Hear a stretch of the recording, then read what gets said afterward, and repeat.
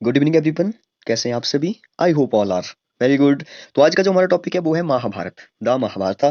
तो महाभारत के बारे में डिस्कस करेंगे। इसको जो वो देखिए, हमारे जो वो दो महाकाव्य हैं, रामायण और महाभारत, तो एक साथ जो वो दोनों को जो वो कंपेयर करते हुए देखेंगे कि क्या क्या उसमें जो वो लिखा गया था, किसने जो वो उसकी रचना की थी, कितने इसमें जो वो श्लोक हैं और किस भाषा में है, और विषय क्या है। जैसे आपको पता है कि रामायण का जो मुख्य विषय था वो राम और रावण के बीच जो युद्ध हुआ था, वही जो वो एक मुख्य विषय था, ठीक है, रामायण का। और महाभारत में जो वो क्या हुआ था, जो पांडव और कौरवों के बीच जो वो लड़ाई हुई थी, ठीक है, सिंहासन के लिए जो वो जो भी युद्ध हुआ था, मतलब वही जो वो जिसमें पांडव जो वो विजय रहे, तो उसी के बारे में डिस्कस करेंगे सब कुछ। कितने उसके पुत्र थे, ठीक है, और कौरव कौन थे और पांडव कौन थे, तो इसके बारे में डिस्कस करेंगे डिटेल में। आपको बताऊंगा कि आपको जैसे पांडव है, तो पांडव का जो विवाह है वो अर्जुन से हुआ था, ठीक है, लेकिन बाद में क्या हुआ कि उनको उसकी जो पत्नी थी द्रौपदी, तो उसको जो वो सभी पांडवों की जो वो मतलब कि पत्नी बन गई वो। तो ऐसा क्यों हुआ, इसके बारे में भी बहुत ही एक इंटरेस्टिंग स्टोरी है। और रामायण में जो वो राम को जो वो 14 वर्ष का वनवास काटना पड़ता, यहाँ पे जो वो पांडवों को जो वो 13 वर्ष का वनवास जो वो वनवास जो वो जाना पड़ा था उनको। तो इसके बारे में भी डिस्कस करेंगे। सो बहुत ही इंटरेस्टिंग ये वीडियो होने वाला है। So let's start.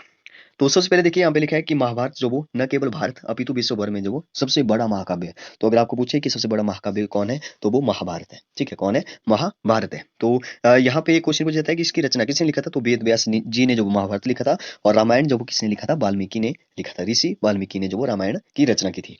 और दोनों ही संस्कृत भाषा में है। आगे लिखा है कि ये संस्कृत भाषा में है, देखिए दोनों ही संस्कृत भाषा में। आगे लिखा है कि इसमें पहले जो वो इसको आप याद रखेंगे, वेरी इंपॉर्टेंट लाइन है यहाँ पे, कि इसमें जो पहले 8800 श्लोक थे, 8800 जो वो श्लोक थे। और इस ग्रंथ का नाम जो वो पहले जय था, ठीक है। देखिए याद रखिए कि इसका जो पहले नाम था वो जय था। बाद में जो वो इसमें कितने श्लोक हो गए, 24,000 हो गए। और इसका नाम जो वो क्या रखा गया, भारत रखा गया। फिर जो वो उसमें 1 लाख जो वो श्लोक हो गए, तो उसका नाम जो वो फिर महाभारत पड़ा, ठीक है, महाभारत पड़ा। तो पहले जो वो 8800 उसका नाम जय था, फिर जो वो 24,000 हो गए, फिर उसका नाम जो वो भारत रखा, फिर 1 लाख जैसे हो गए, तो उसका नाम जो वो महाभारत पड़ा। ठीक है। आगे लिखा है कि महाभारत का जो मुख्य विषय था वो आपको पता है कि कौरवों और पांडवों के बीच जो वो सिंहासन के लिए होने वाला युद्ध था, जिसमें जो वो पांडव विजय रहे। लेकिन वहां पे रामायण में क्या हुआ था कि रामायण में राम और रावण के बीच जो वो युद्ध हुआ। और लास्ट में तो आपको पता ही है कि अंत में जो वो राम विजेता रहे, रावण की जो वो पराजय हुई, रावण की हार हुई, ठीक है। आगे लिखा है कि महाभारत की जो कहानी है, ठीक है, इसका जो सार है वो यहाँ पे लिखा गया है। तो यहाँ पे साथ साथ में तो रामायण और महाभारत का सार जो वो डिस्कस करेंगे, तो काफी बहुत ही मतलब इकट्ठा हो जाएगा, मिक्स हो जाएगा बहुत जल्द। तो सबसे पहले महाभारत का देखते हैं, उसके बाद जो वो रामायण का थोड़ा सा बात करेंगे। नेक्स्ट पार्ट में जो वो रामायण की फुल डिटेल के साथ जो वो हम लोग डिस्कस करेंगे। तो सबसे पहले देखते हैं महाभारत के बारे में। तो महाभारत की कहानी का जो सार है वो इस प्रकार है। देखिए, प्राचीन काल में दिल्ली के निकट जो वो हस्तिनापुर में जो वो विचित्र वीर्य नामक का जो वो राजा रहता था, वेरी इंपॉर्टेंट। हस्तिनापुर, दिल्ली के निकट जो वो हस्तिनापुर था, विचित्र वीर्य नामक का राजा का शासन था। उसके दो पुत्र थे, देखिए उसके दो पुत्र थे, कौन कौन? धृतराष्ट्र और पांडु। अब देखिए, जो धृतराष्ट्र था, यहाँ पे लिखा है जन्मांध था, मतलब कि जन्म से ही अंधा था वो। धृतराष्ट्र जो पुत्र था उसका, वो जन्म से ही अंधा था। इसलिए विचित्र वीर्य की मृत्यु के बाद जो वो अब कौन जो वो उसका शासन संभालेगा, उसका दूसरा पुत्र, क्योंकि एक तो अंधा था, तो पांडु संभालेगा। तो पांडु जो वो सिंहासन पर बैठा। तो पांडु के देखिए 5 पुत्र थे, जिसका नाम जो वो एक का नाम युधिष्ठिर था, दूसरा भीम था, अर्जुन था, नकुल और सहदेव थे, ठीक है। वे पांडव भाइयों के नाम से जाने थे। पांडव आप ऐसे याद रखते हैं, पांडु के पुत्र थे, तो पांडव कहलाए वो, ठीक है।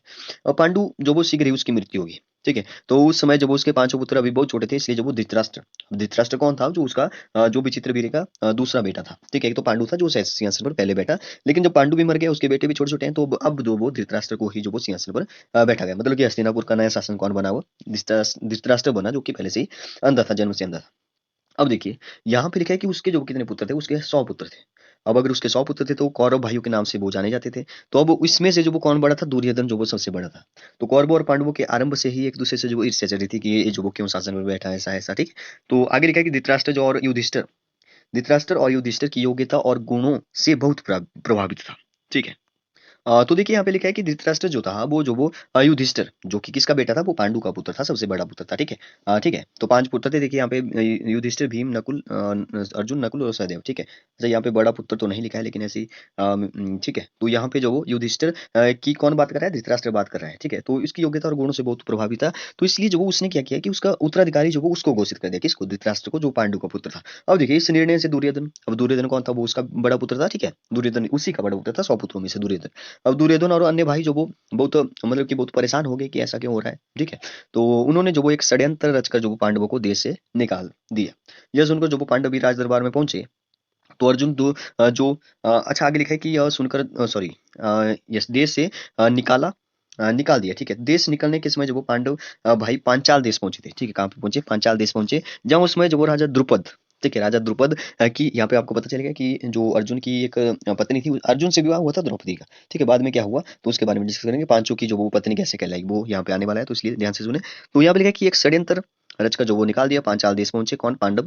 तो वहां पे एक राजा था द्रुपद, उसकी लड़की जो वो द्रौपदी थी, उसका स्वयंवर चल रहा था। ठीक है, तो स्वयंवर में जो वो पांडव भी वहां पे पहुंचे। तो अर्जुन जो तीर चलाने में निपुण था, तो स्वयंवर में जो अर्जुन विजयी रहा। तो बाद में क्या हुआ कि द्रौपदी का विवाह जो वो अर्जुन से कर दिया गया। और जब ये पांचों भाई, अब द्रौपदी भी उनके साथ आ गई। ठीक है, 5 पांडव और साथ में द्रौपदी सहित अपनी माता के पास पहुंचे। और तो उन्होंने कहा कि वे अपने, क्या लिखा है, वे अपने साथ एक बहुमूल्य वस्तु लाए। उसने नहीं बोला होगा कि कौन लाया है, पत्नी है कि कौन है। ठीक है, उन्होंने बोला कि एक बहुमूल्य वस्तु लाए। तो माता ने बिना देखे कह दिया कि जो वस्तु लाए हो वह पांचों भाई परस्पर बांट लो। तो पता नहीं, ऐसा मानते हैं हम लोग। ठीक है, तो ऐसा कहा उसने।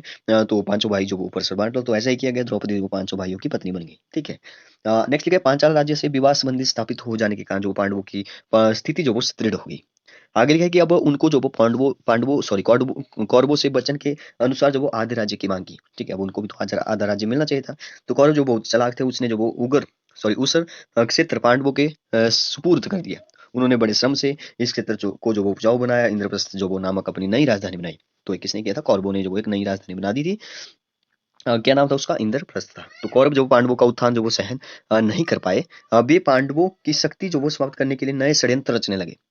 तो एक षड्यंत्र के अनुसार दुर्योधन ने जो वो पांडवों को दूत क्रीड़ा का निमंत्रण जो वो दिया। दूत क्रीड़ा में युधिष्ठिर जो वो अपना राज्य, धन और यहाँ तक कि द्रौपदी को भी हार गया। युधिष्ठिर जो वो अपना राज्य हार गया, धन भी हार गया, द्रौपदी को भी हार गया। ठीक है, अब दुर्योधन के आदेश पर जो वो पांडवों को जो वो एक बार 13 वर्ष के लिए वनवास जाना पड़ा। अब देखिए यहाँ पे जो वो क्या हुआ, वो जो वो दूत क्रीड़ा में जो वो युधिष्ठिर अपना राज्य भी हार गया, द्रौपदी को भी हार गया। अब जो वो उसको उसने आदेश दिया दुर्योधन ने कि अब जो वो आपको 13 वर्ष के लिए वनवास जाना पड़ेगा, जैसे राम जो वो 14 वर्ष के लिए वनवास जाना पड़ा था। तो वैसे ही कुछ यहाँ पे भी हुआ। तो वहां पे जो वो हार गया, तो उनको जो वो आदेश दिया गया कि पांडव तुम जाओ 13 वर्ष के लिए वनवास। ठीक है, अब देखिए 13 वर्ष बाद जो वो जब वापस आए, तो पांडवों ने लौटकर जो वो दुर्योधन से अपना राज्य फिर से मांगा। अब उनको जो फिर से इनकार कर दिया। तो कृष्ण जी ने भी उनको समझाया, कृष्ण भगवान ने जो उनको कौरवों को समझाया, लेकिन वो नहीं माने। ठीक है, तो कौरवों और पांडवों के बीच वो युद्ध जो वो आरंभ हो गया। कौरव और पांडव अपनी बाहरी सेनाओं सहित जो वो कुरुक्षेत्र की भूमि, युद्ध भूमि में पहुंचे। जब युद्ध जो वो आरंभ होने वाला था, तो अर्जुन ने जो अपने संबंधियों के विरुद्ध जो वो शस्त्र उठाने से इनकार कर दिया। अब तो आपको पता है कि आगे क्या होगा। तो ऐसे संकट में जो वो कृष्ण ने अर्जुन को बहुत समझाया। ठीक है, कर्तव्य पूर्ण करने के लिए कहा। तो कृष्ण का यह संदेश जो वो श्री भगवत भागवत गीता में जो वो संकलित है। महाभारत का यह युद्ध जो वो 18 दिन तक चला। कई बार ऐसा पूछा जाता है कि कितने दिन तक चला था, तो 18 दिन तक जो वो चला था। बहुत ही भयानक युद्ध था। लास्ट में क्या हुआ, दोनों सेनाओं की भारी जो क्षति हुई। युद्ध में पांडवों की विजय हुई, क्योंकि श्री कृष्ण भगवान जो वो पांडवों के साथ है, अर्जुन के साथ है।